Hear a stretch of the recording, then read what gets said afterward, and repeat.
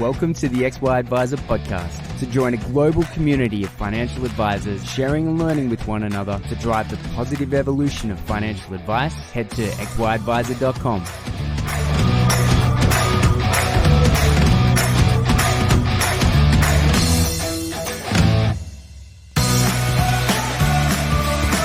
This episode is proudly sponsored by Integrity Life. If the last few years have taught us anything, it's that life is unpredictable, which is why you need to work with a partner that's flexible and loves to collaborate. One that will personalize the claims experience for your clients, one with a balanced approach to underwriting, and one with a competitive and sustainable pricing. Integrity, your partner for life. If you want to learn more about how Integrity is your partner for life, head to integritylife.com.au/XY.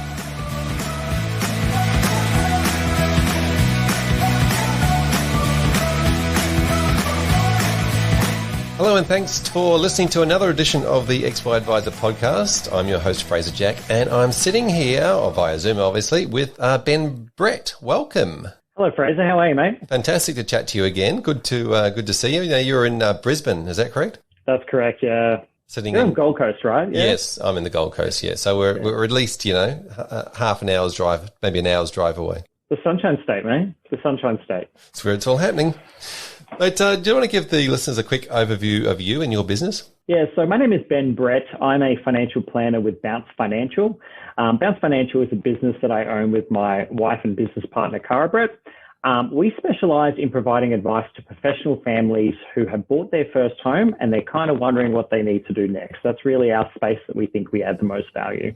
Yeah. Now, we've sort of talked about this on previous podcasts, and I know Cara's been on the XY Advisor podcast, but for those that aren't across that story, now you started that business up, but in a really interesting way, as in, you both wanted to start it, you both wanted to be in it, but you stayed in your existing career. Yeah. So the business has been going for about 7 years now. When we decided we wanted to start the business, Cara and I decided it together. At the time, I was a lawyer. I was working in financial services. She was working in more of a financial advice-like role. We decided to start the business together. And the way we launched it is Cara started it and I continued working in my previous role. And then eventually, as we grew it and it got bigger, I was able to join the business, and now we operate it together. Yeah, amazing. And you also started it off the groundswell of content. You spend a lot of time creating blogs and having opinions out there and creating a bit of a groundswell of people following. Yeah. So we definitely have an opinion that financial advice is largely about language. It's largely about finding your voice and finding a voice that resonates with your particular target market. So when we launched the business, before we launched the business, and whilst we were sort of in a saving mode in preparation for it, the first thing we did is we launched a blog, just so we can really practice that process of using our voice, explaining difficult concepts, simplifying them. And we sort of leveraged that to have a mailing list and whatnot to then launch our business.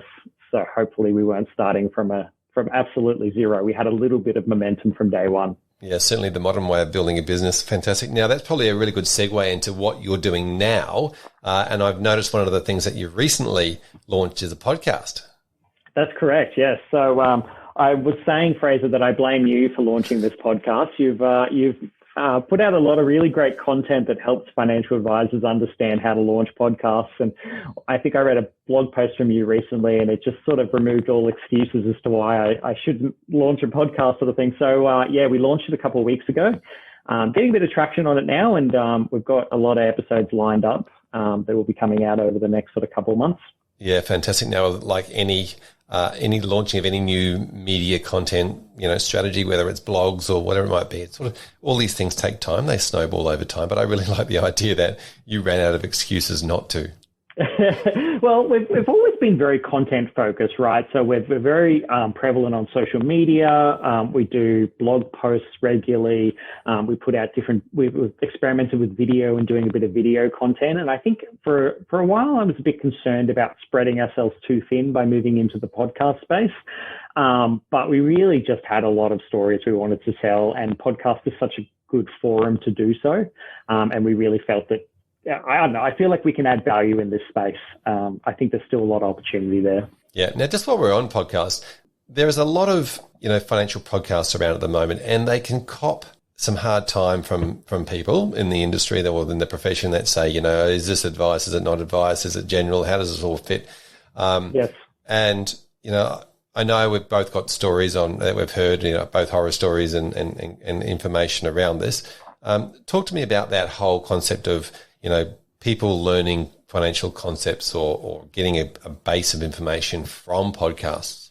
Yes. I think, like we've seen, podcasts aren't, I guess, the first thing I've sort of seen that has driven people to be really interested in their finances, right? Like before it was books and largely The Barefoot Investor, right? Like most of my clients had read The Barefoot Investor and it had driven them to make changes to their finances and then seek out advice.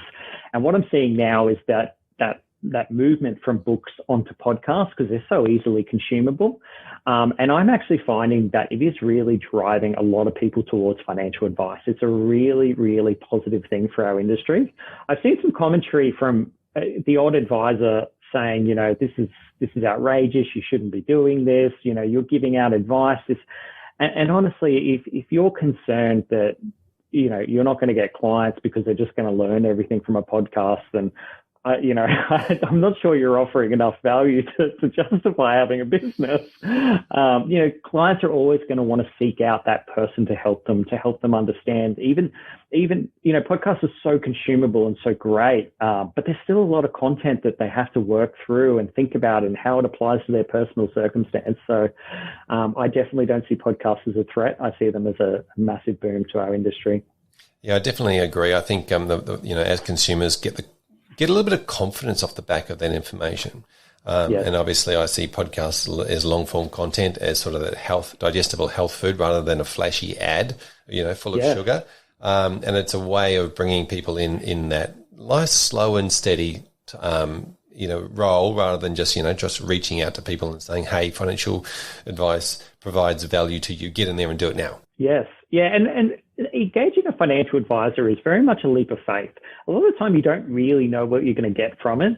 Every financial advisor does things differently too. So it's very challenging to start from zero and go, okay, well, I'm going to pay this and expect that, I'll get value from it. So having these bite-sized chunks of, well, these are the sorts of things that financial advisors do and think about, then it allows you to kind of meet them at a better place where they are more open to these concepts.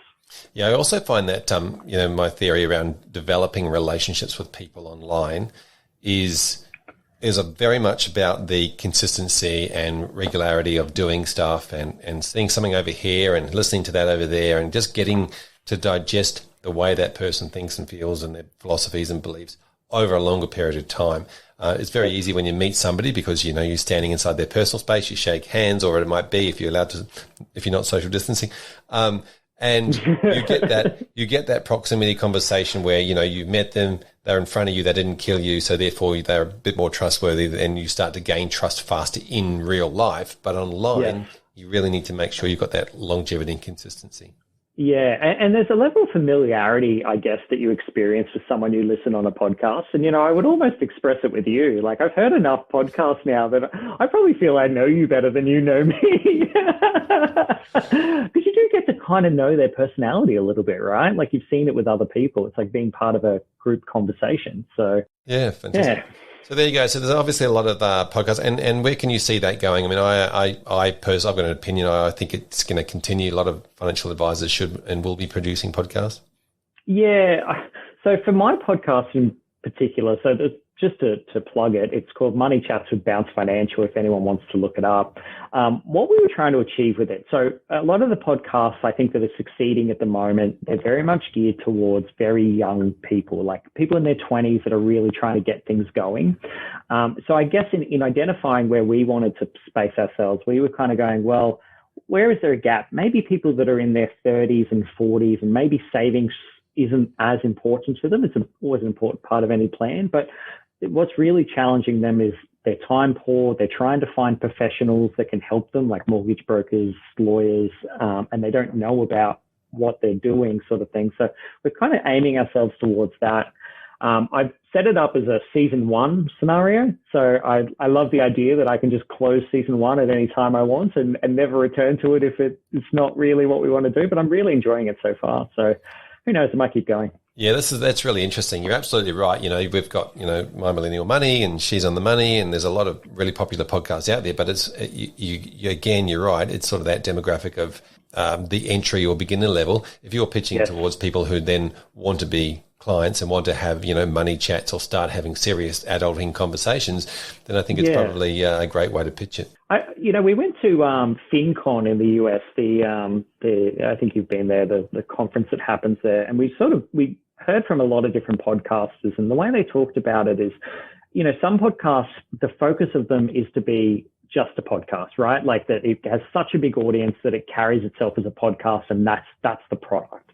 But there's also the potential for other podcasts that have really micro niche audiences. Like perhaps, our audience might be just literally 30% of our clients and a few extra people. That's great. If you can have that voice to 30% of your clients with, outputting in, 30 different meetings, then, or, whatever your client numbers are. But, there could be a lot of value there. Yeah, I agree. I think your clients should be the number one avatar, if you like, of your podcast. And even if you get 10 new people listening to your podcast and that becomes 10 new clients, that's good. You don't need 10,000 people listening.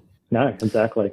Now, mate, we've also spoken about the concept of not just podcasts, right? Other types of media and influencers in a way. In particular, things like the TikTok finfluencers. Let's open up that can of worms. I am loving watching TikTok influencers. I am really, it's so fascinating.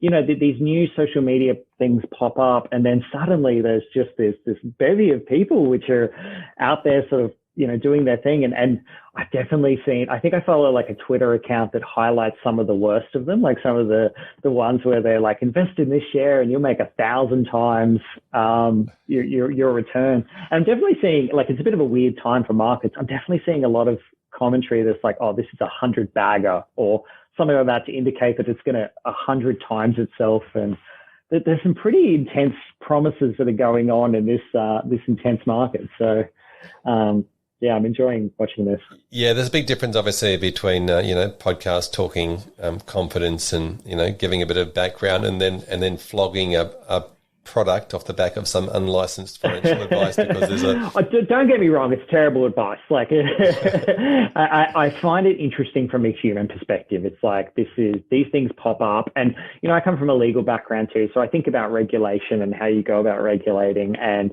geez, it's a challenge when these things pop up, and like ASIC can't be watching every TikTok channel and making sure everyone's complying with putting a disclaimer in there and whatnot. So it's going to be an interesting space to watch. It will be, and obviously we're not the first industry or profession for this to happen. There's things like the taxi industry obviously is one that jumps to mind. Yeah. I was talking to someone recently about the concept of the taxi industry versus Uber, right?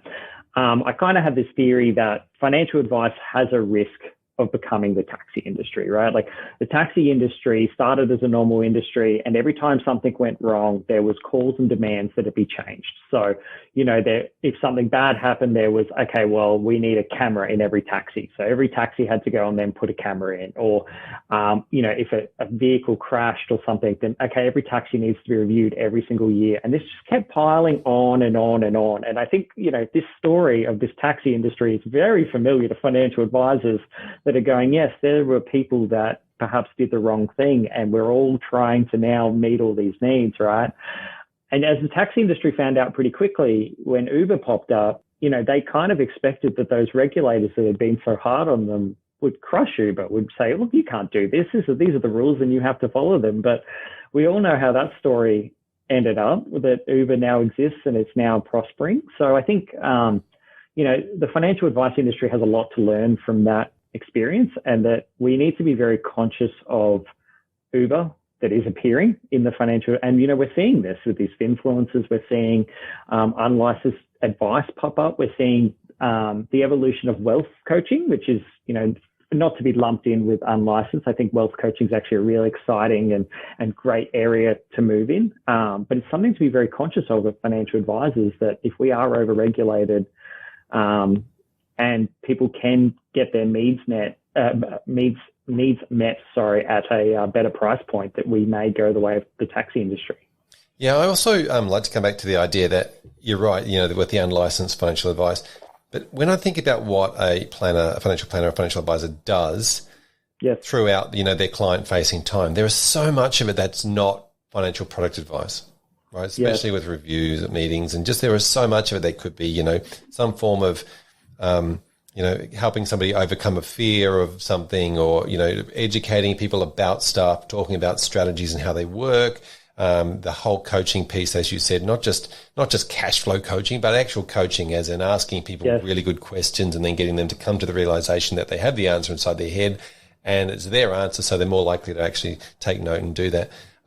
Setting goals, the strategies and the planning part, all of that takes place in a client advice relationship, and only we go, it's just the advice that makes the difference, and yet we all know it's the implementation of the advice that makes the difference, not the actual advice. So there is a big part of, and I think we get this regulation so crammed in just around that one little part of the process, that part of the process is the bottleneck. Yeah, I think about this regularly, that I could nearly do 90% of what I do unlicensed, right? Like all that goals development, all that cash flow, even investment, I'm seeing a lot of people pop up, essentially, instead of focusing on, say, shares and whatnot, they just simply focus on residential investment properties. That's the investment they've chosen because it's unregulated. They ignore the super aspect and whatnot. But it's amazing how much you can actually do before you start getting into this area where you're actually providing financial advice according to the law.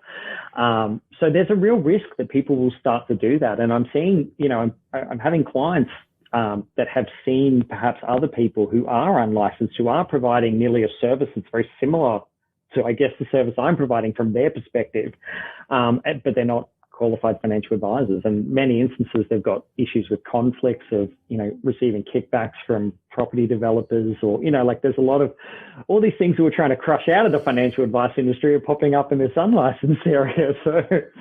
Yeah, I can definitely see the analogy between the Uber drivers and the taxi industry. Every time you say that, it's like, it completely makes sense. Yeah, and this of course brings the ease of somebody being able to invest as well. Like people can invest in property without having to see too many professionals really. People can invest in they can go online and create an account and start putting money into an ETF. So you can download an app and do all these other things. I think that, we've had a conversation before around the gatekeeper, the idea of the advisor being the gatekeeper is being, diminished. Yes. Oh, for sure. I think the role of the advisor has been changing rapidly. We know this, we've talked about this, right? Like in the past, it used to be that you couldn't access investment markets, you couldn't access insurance options, you couldn't do anything. You needed to go through an advisor. And simply being that gatekeeper gave us the ability to be able to add value, charge a fee for it, etc. More and more, I'm seeing clients that are coming to me with their own set of investments. They're coming to me with all these things they've set up completely unadvised. And, no longer are they saying, well, we don't know about investing. We need you to tell us, should we even start doing it? They're saying, well, I have these and I don't understand what I'm doing and I'm not sure where my direction is. I need someone to help me plan where I'm going. So it's interesting watching it change. I was talking last night, we did a presentation last night and we were talking about just the ease of access of these investments and how, you can sell all your investments at 3 a.m. in the morning on your app when you're having a freak out. That's an interesting thing. And I think that can cause a lot of problems for people. And we're going to start to see, markets are really rising right now, but they will come down. They always do. And when they do, I think we're going to see a lot of sort of panicked behavior. Yeah, the old toilet paper purchasing behavior. Yes. Yeah, that was actually not one I expected to see as panicked behavior when we had a virus. But apparently toilet paper was the thing we needed to get. It turns out that's how humans behave. That was fascinating to watch. That was I think that speaks a lot to how humans behave, that we do try to seek out these things that are easily controllable but aren't necessarily related to the problem at hand. Yeah, 100%. It's all about making emotional decisions, right? Which you just talked about, selling when at 3 o'clock in the morning when nothing's open and you're feeling vulnerable. Yeah. So I've got a bit of a theory on this too, around the idea that financial advice is pretty much a prestige commodity, right? So every single market has at least 10% of the market will pay up to 10 times the price for that prestige, and it's why we have first-class airline flights and Prada handbags and, sports cars. So, there's always somebody in the market that wants to, for an emotional reason within their own head, it might be to look good or to feel good or to whatever, right, to pay 10 times the odd. And I've got this theory that, the financial advice industry is that prestige end, right? Yeah. And that's why we have like 10 to 15% of the population actually engages with it, because that's the stats, right? That's the odds. Yes. And so when we talk about that unlicensed advice area and, the podcast area and the coaching area, to me, that's the 80% of the market, because I always think of the bell curve with 10% of the other end never doing anything anyway, and 10% at this end doing financial advice, and the 80% in the middle. That's where they're starting.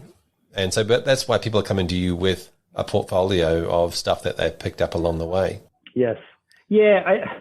I definitely see your point that financial advice is a prestige thing, right? Like there's a large cost to it, and you need to be in probably a relatively okay financial position to really justify it, right? I think the difference, if say you were comparing it to like an airline or a first class airline, you don't need to participate in flying. That's a choice. Other things that you're buying that are prestige, a lot of the time they're not, they're things that you're choosing. Unfortunately, everyone needs to deal with their money. Everyone's now responsible for their own retirement when it comes to dealing with their superannuation. Everyone's responsible for their own insurances if something goes wrong. It kind of like, it's not like, I understand why it's a prestige market, but it's kind of a terrible outcome that it is, that only wealthy people can afford financial advice, because everyone needs some guidance to assist with that. Yeah, I agree that everyone needs it. I just sometimes think that, like when it comes to, I remember you used to saying like accountants I've got this luxury of having a legislated need every year to go and do your tax return. Yeah, okay. You know what I mean? And so it's very hard to ignore that, whereas very easy to ignore, I'll push my finances down the track because I've got other things to think about right now, like, doing this thing or doing that thing. Yeah. Oh, for sure. And I think, bringing it back full circle, I guess that's why I love that. And, like that there's good podcasts out there like My Millennial Money, She's on the Money, that are at least giving something tangible for people to do if they can't afford financial advice. We've definitely toyed with the idea of doing a course or something similar, not necessarily because we think it's going to be a big money maker, but because it would just be amazing to have something to point to say, look, maybe you can't afford our service right now. It doesn't suit where you're at in your life, but at least this is something you can do. And right now I really do just refer people into podcasts, that sort of their part, but it's a challenge. You've got to put in a lot of work to learn these things, right? Yeah. Well, now you get them onto your own podcast. Exactly. Yes. Yeah. I got to remember to promote that and not just other people's podcasts. Now, your background, as you mentioned earlier, was, illegal as a lawyer. And yes. We've had a conversation before around the idea of being really diligent in building out your networks as a financial advisor and gaining relationships of other professionals. Let's chat about that. Yeah. So, we've always kind of worked on the assumption that our role as a financial advisor isn't just to give good financial advice, right? It's to help people navigate life's big financial transitions. As you get older, you do things like have kids, buy houses, renovate, and things like that. And so in those processes, you need to engage different people. And I think a lot of the value of a financial advisor can be in being that trusted person to go, hey, you need this professional in this circumstance. This is what they do. Let me introduce you to that person so you can do it. I think also there's a ton of value in being the person that connects those professionals. I'm coming across a lot of different clients lately that perhaps have an accountant, they have a lawyer, they have this, and they're all not talking to each other. And you're starting to unpick the whole picture, and you're like, this is not working. This is not going together. So bringing those together, I think, can be super valuable. This is a bit of a reason too why we launched the podcast. So, the podcast, we talk about, I guess, how we provide financial advice. But one thing we actually do is we interview different professionals about what they do and ask the questions that either people are embarrassed to ask or they're unsure about. Basic things like, why would I use you? Why wouldn't I just do this myself? How much does this cost? How does this charge? I think that's a really valuable service that a lot of clients are looking for. Yeah, I was just about to ask you exactly how you do it, and I think the podcast is the perfect solution there where you can have those conversations. How do you do that with a client like that comes to you and they've got all these other people that aren't talking to each other? How do you then bring that together? What's your process around that? So, I mean, the way we usually go about it is seeking advice to speak to that professional if we can. That can be a challenge at times. I've found some professionals are better than others in terms of being willing to cooperate. I think sometimes there's fears that, like maybe in the accounting space that you're going to judge the way they've gone about something or whatnot. So you really need to, I guess, make it abundantly clear that you're there to support them, that you're not going to try to make them look bad, that, you want to work as a team to just get the best outcome for the client. We don't have an accounting or legal part of our business or anything like that. So we're not looking to take the client or anything like that. So just kind of making that clear to them. I think, as a financial advisor, having an understanding of what those professionals do, like understanding accounting structures, understanding wills, powers of attorney, how they work, like what the benefits are, learning these things for yourself can really add value to make sure you're prompting the right questions from the other professional. You need to be careful not to be giving advice outside of your sphere, but knowing, okay, well, has this been explored with the professional can be really helpful. Does that make sense? Yeah, it does. Like you said, it's a tricky minefield because I know that sometimes you're exactly right, and I think it's the fear. You approach somebody that's a professional of one of your clients, and all of a sudden, they don't want to, or they're trying to get you onto their financial planner, or they, like all of a sudden it's like, oh no, we're not here to argue over who's owns the client, which is always a really interesting topic as well. Yes. I guess getting over that fear of losing their client or saying what they've done isn't great. And that's a reasonable fear, but like you just can't live your life that way, right? Like if you just do the best service you can, and someone chooses another financial advisor, great. At least that person's getting advised, right? Like, you can't work with everyone. You will find people that resonate with you, and you will find people that perhaps resonate with other professionals better, and that's okay. Now, when you're with a client and you recommend another professional, or you create a referral, how do you see that through?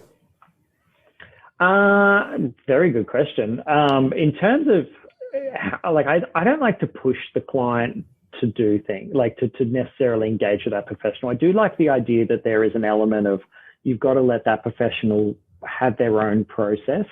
You can facilitate it, but you don't necessarily want to be pushing these things because you want to allow it to form a natural bond, if that makes sense. I don't ever want my clients to feel that they need to go with the person I've suggested. We don't accept referral fees or anything like that, so there's no real incentive for me to pick one professional over another. But I want the client to feel in charge of that. But once the client advises, yes, I'm happy with that person, then what we try and do is say, okay, well, can you give us authority to speak with them on your behalf, just so I can understand what they're thinking, understand what their strategy is, and make sure it aligns to your greater goals. Yeah, so, okay, this is the cool process. So you can do the introduction, get them to go and meet each other, and then go back to the client and say, if you're happy with that person, we'll continue to work with it. Yes. Yeah. I go out of my way to make it abundantly clear that person that I'm suggesting, not necessarily recommending, but I'd say something like, I've had clients with good experiences with this person in the past. That's, I think, a very good way of saying, look, I've had positive things, but if this does go wrong, this is an independent person and I want you to feel comfortable to choose someone else. That's kind of the way I go about it. Yeah. Yeah, very good. Now, there's a couple of things I want to pick up on with the last couple of minutes of conversation. The first one is, you said you did a presentation. Yes. Tell me about presentations. Yes. How do you do those? Are they in person? Are they in groups? We did an in-person presentation last night, Fraser, and it was amazing. I loved it. We did one earlier last year in 2020, and it was really popular. We ended up running 2 sessions, and then COVID hit, and we just weren't able to run any. And we felt confident enough to give it a go, and it worked. It went really well, and it was a great presentation, and I really enjoyed it. I still think there's room for this. I personally don't love Zoom presentations. I just don't think that people are particularly this late in the game, like they're just over them. So I love the idea of reintroducing in-person presentations. Brilliant. And how do you work out what you're going to say and get people along and invite people and get speakers, or you're the speaker? Yeah, so I believe I listened to an XY podcast a little while ago. I think it was Ben Nash talking about his presentations and how he goes about it. And he said something really interesting that I've kind of applied, where he's like, I'm probably butchering this, but he said when he first started giving presentations, he was just trying to give tons of advice. Like, not advice, but a lot of information. He wanted people to walk away feeling super informed. And this is kind of the way I thought about it, right?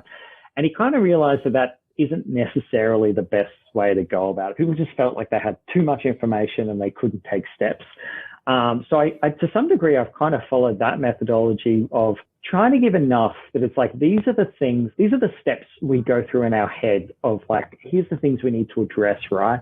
But without going into too much so people don't get bogged down. I think a lot of people, they're just looking for a solution and they really want to know what it is they get from financial advice. And a lot of people go ahead and explore themselves, and that's awesome. But at least they've got a framework. And I think that's kind of where we start. Does that make sense? Yeah, it does. So you kept it relatively simple, but also relatively scoped down to stuff? Yes. Yeah. So the way we went about it, and, we tinker these things all the time. So I think it's always good to be changing these. But, the way we went about it was kind of going through, look, these are the steps we think about when giving advice to a client. And largely it's like working through your goals. So the first thing is, how much does your life cost to live?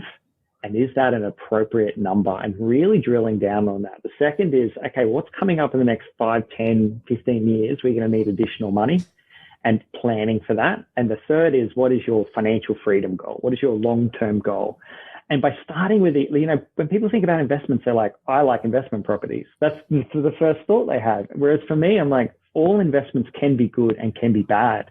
We need to start with this what you want to achieve. And then from there, we start going through the steps of going, okay, well, what are the pros and cons of an investment property? Which kind of goals do they suit? And then, super insurance, boring stuff on the end, right? Yeah. You start getting into the jargon. Yeah.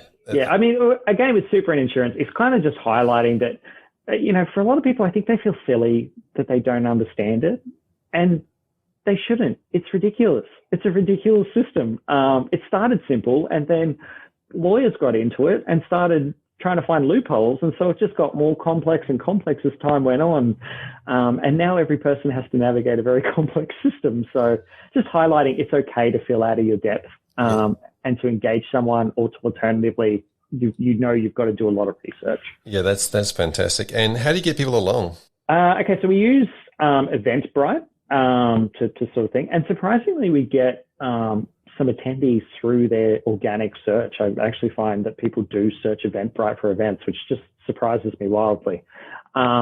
We have a very detailed email list that we use. We do a newsletter every month and have since we begun. So every person we come across, every person we see, or potential client goes on that list, and we've been building it out for years and years, so we can promote through that.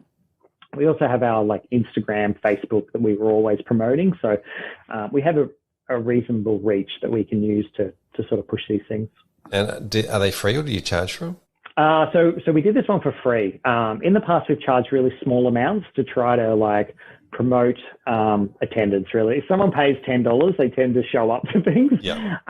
But surprisingly, we've done a few free ones now, and the dropout rates have been very low. There's actually been a lot of attendance, so we're just finding free seems to work. And that could be the fact that people haven't been able to get out very much recently. Yeah, people are pretty excited about being in a room full of people and doing something a bit different, right? Yes, I was having this conversation with someone recently about the next financial advice conference that's actually in person. Might be fairly well attended. I had a person that attended yesterday, and I do ask them where they came from, like how they heard about it, right? And she said that she'd taken over a job from another person, and she was receiving the emails of that previous person, and the previous person had attended a previous event, so she was getting the emails from that, and she came along. So you never know where these people are going to pop up. That's brilliant. I like it. And so just finally on the presentation, you ran it at night, and how long for? So we ran it was a little bit over an hour. So it was meant to be an hour, but we sort of went a bit over. We started at 6 p.m. It tends to be a good time, not too early, not too late. But yeah, there's no real magic to this. Excellent. And just in a shared space somewhere, and food and wine or anything like that? Yeah, so in our office, we have our own private office, but we're in one of those sort of shared workplace sort of situations. So we've got a big giant boardroom that we can use for these events. Yeah. We can provide all our own food and alcohol and whatnot. So it's a relatively low cost exercise. And it's great. You know, it's great to get that feedback from a lot of people about your language and what's working for you and what's not.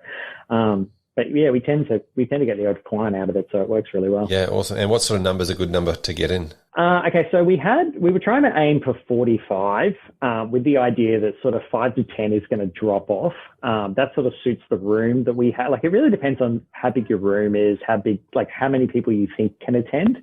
I think there's safety in numbers. If you have too few people, some people may be a little bit concerned.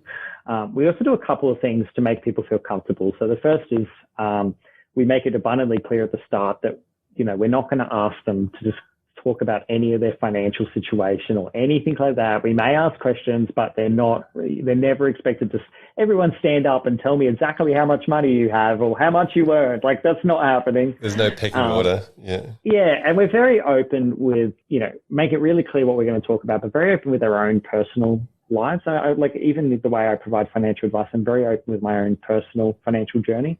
And I think that comforts people. Yeah, that comes across on the podcast as well. You guys talk about your own situation a lot. Yeah. Now, I've noticed you said a couple of phrases the cost of life, and life cost to live, and navigating life's big transitions. You've obviously got some ways of presenting what you do that has nothing to do with, you know, jargon. How do you come up with these names, and you know, what goes into it? Yes, yeah, great question. We do have set language we use. Like, there's different bits of language we use. Largely, we are huge consumers of podcasts, financial advice podcasts. And so a lot of these concepts have actually come from other great financial advisors that we think really add a ton of value. You know, like I've read all the, you know, the Barefoot Investor and whatnot.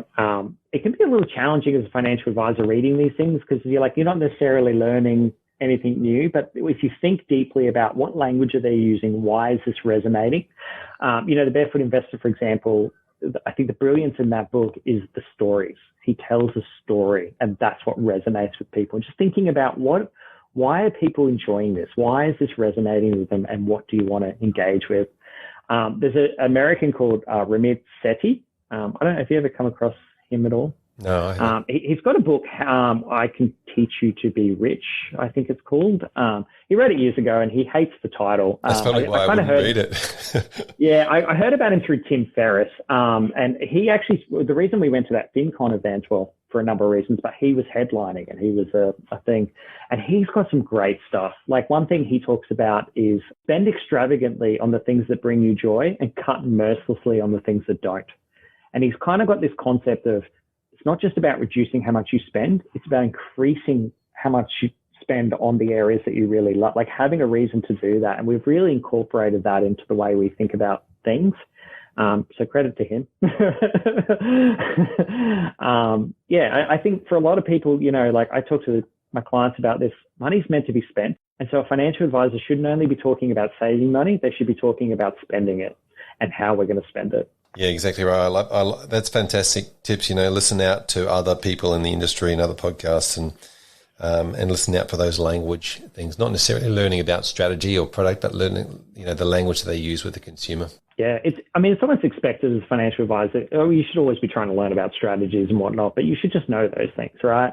Language is what makes us unique and different. Yes, one of the things that I've been talking about lately is that the language that we use around fees, and the word fees that we use, you know, fee for service, which was a terrible thing to say, because service, obviously, you can get, you know, at a fast food restaurant for under $10. Yes. And then we sort of changed that language to fee for advice. But again, when we think about that, you know, advice is a small part. And then recently I came across the concept of professional costs instead of fees. Yeah, okay. And presenting what you do and how you do it and the value of that as your professional costs. I do like that better. That's good. Yeah, and just, you know, the one I really hate, your best interests. Hate it. hate it. Like it's well known in the advertising world that if you sort of bring these things up, like, I used to work for a super fund, and a lot of our advertising guys would talk about, if you say it's safe, your super is safe, immediately people think it's not safe. I have a concern here, sort of thing. Like it's almost like it's expected that it's safe, right? So the moment you bring that up, it brings risk. And for your best interest, I'm like, I feel like consumers expect that. So if we're bringing it up, like, don't worry, we act in your best interest. The first thing they think is, are you not acting in my best interest? Or you haven't been in the past? Yeah. I feel that way when people talk about their efficiencies. I'm thinking, well, that means all these fees I was paying you in the past, you haven't been efficient. And it means different things to different people. You can beat yourself up. I mean, I say, like, one thing we talk about, like, we've got our budget calculator, and we've been talking about budgets all the time. And I'm like, I need to move away from this language. Like, cash flow plan, that's what we got to talk about. Same thing, but spending plan out your spending. Yeah. Yes. Yeah.